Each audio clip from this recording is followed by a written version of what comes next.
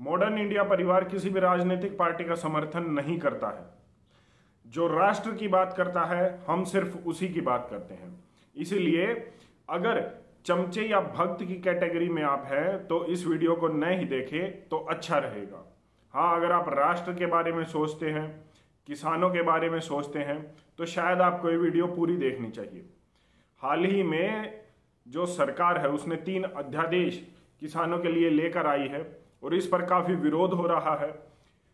किसानों का विरोध हो रहा है या राजनीति हो रही है राजनीतिक पार्टियों के द्वारा, उस पर मैं ज्यादा बात नहीं करूंगा। मैं बात करूंगा मूल समस्या पर, जिस पर कोई बात नहीं कर रहा है। चाहे कोई भी सरकार हो, बीजेपी हो या कांग्रेस हो, अब की बीजेपी हो या वाजपेयी सरकार वाली बीजेपी हो, कांग्रेस जो इस देश को अपनी प्राइवेट प्रॉपर्टी मानकर बैठी हो, वो पार्टी हो, कोई भी पार्टी हो, उसने अभी तक किसानों के लिए क्या किया है? अगर हम ये देखें, इस पर चर्चा करें और अगर मूल समस्या पर बात करें जिस पर कोई नहीं कर रहा, तो शायद हमें कोई ना कोई ऐसी चीज देखने को मिल जाए जिससे हो सकता है भविष्य में किसानों का भला हो। बातें करना बहुत आसान है, अध्यादेश लाना बहुत आसान है, लेकिन समस्या पर बात करना, उसका समाधान निकालना इतना आसान नहीं है जितना एसी के कमरे में बैठकर सरकारी बाबू या नेता समझते हैं। इससे पहले भी किसान आत्महत्या करते आए हैं। इन 3 अध्यादेश से पहले भी कोई भी किसान BMW में नहीं घूम रहा था। लेकिन इन 3 अध्यादेश में ऐसा क्या है, वो मुझे लगता है कि अब तक सभी को पता चल गया है कि इनमें क्या है। बिचौलिए अब नहीं रहेंगे, किसान अपनी जो है कॉन्ट्रैक्ट फार्मिंग के द्वारा अपनी जो फसल है, उत्पाद है, वो बेच सकेगा। इस तरह की सारी बातें सभी को पता है। लेकिन क्या इन 3 अध्यादेश से पहले किसान का जीवन आसान था या इन 3 के बाद आसान हो जाएगा? सवाल ये है। तो मैं एक टूक जवाब दे देता हूं भक्तों को भी और चमचों को भी। किसान पहले भी आत्महत्या करता आया था और अब भी आत्महत्या कर रहा है, और इन 3 अध्यादेश के बाद भी किसान आत्महत्या ही करेगा। उसके जीवन में कोई फर्क नहीं पड़ने वाला। क्यों? क्योंकि मूल समस्या पर ना तो आज कोई किसान नेता बात कर रहा है, ना सरकार बात कर रही है, ना विपक्ष बात कर रहा है, क्योंकि उन्हें पता ही नहीं है कि मूल समस्या क्या है, या वो ये बताना नहीं चाहते कि जो मेन प्रॉब्लम है वो क्या है। क्योंकि अगर वो पता लग गई तो उस चीज के बारे में बात चलनी शुरू हो जाएगी, उस चीज के बारे में बात होनी शुरू हो जाएगी। समस्या ये है, अभी तक किसी ने भी बात नहीं की है WTO या GATT करार के बारे में, जनरल एग्रीमेंट और ट्रेड एंड टैरिफ के बारे में, जिसमें साफ साफ ये लिखा है कि विदेशों से अनाज आएगा और किसानों के लिए ये जो है उत्पाद आएंगे। और इसके साथ साथ उस अध्यादेश में, उसे जो है GATT करार में लिखा है कि किसानों को सब्सिडी अगर दी जाएगी तो वो सरकार तय नहीं कर सकती है। वो बाहर की एक जो GATT करार की एक संस्था है, उसकी एक कमेटी आएगी, वो यहां पर जांचेगी किसानों को कितना नुकसान हुआ है, उसके बाद वो किसानों को सब्सिडी देगी। एक तय लिमिट में ही सब्सिडी किसानों को सरकार दे सकती है। अब ये GATT करार भी भारत की सरकार ने साइन किया हुआ है, चाहे वो मोदी की सरकार हो या कांग्रेस की सरकार हो।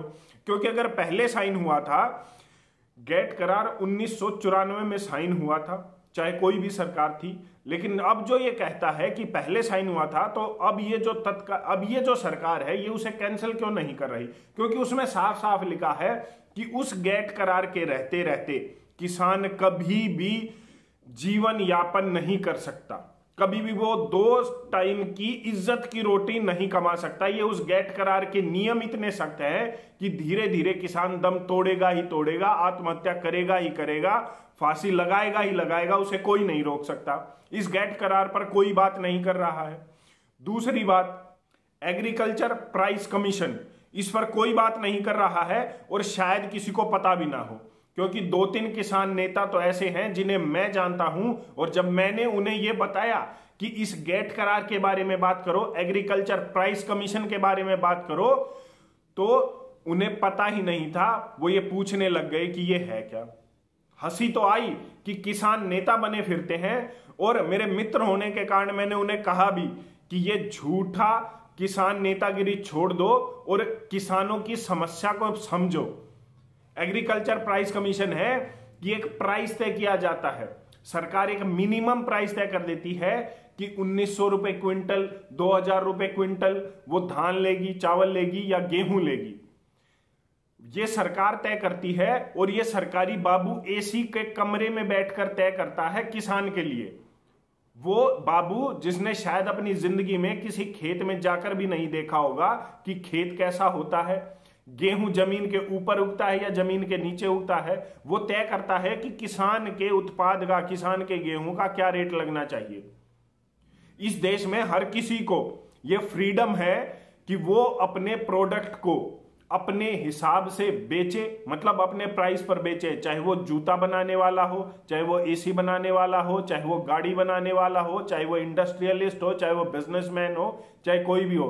सिर्फ एक किसान ऐसी अद्भुत प्रजाति है जिसके प्रोडक्ट का रेट सरकार तय करती है, जो सरकार शायद किसानों के बारे में कुछ नहीं जानती। क्यों? क्योंकि अब ना तो वो नेता रहे हैं लाल बहादुर शास्त्री जैसे, और ना ही वो महेंद्र सिंह टिकैत जैसे नेता रहे हैं जो किसानों के बारे में थोड़ा बहुत सोचते थे।